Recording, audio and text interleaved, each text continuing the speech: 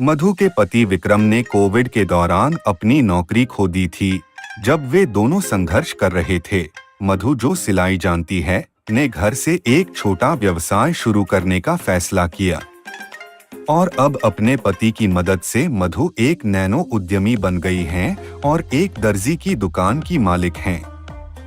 विक्रम, जो एक कानूनी सलाहकार के रूप में काम कर रहा था, ने मधु से कहा कि अपने व्यवसाय को कुशलतापूर्वक चलाने के लिए उसे कानूनी रूप से काम करने और नैनो उद्यमी लाइसेंस के लिए आवेदन करने की आवश्यकता है।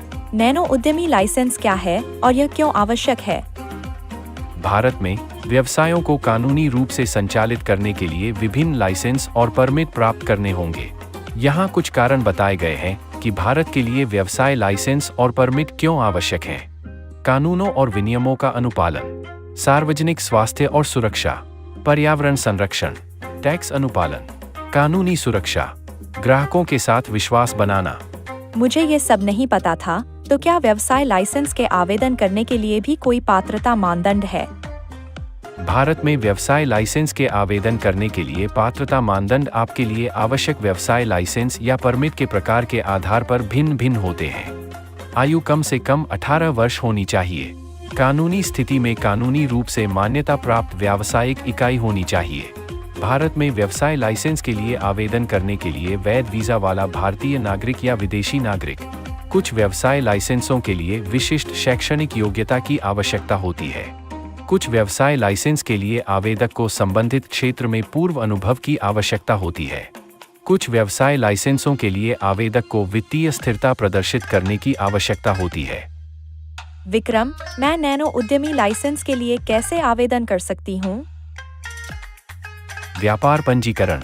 अपने व्यवसाय को आधिकारिक तौर पर सरकार के साथ साइन अप करें ताकि आप इसे सुचारू रूप से चला सकें। जीएसटी पंजीकरण।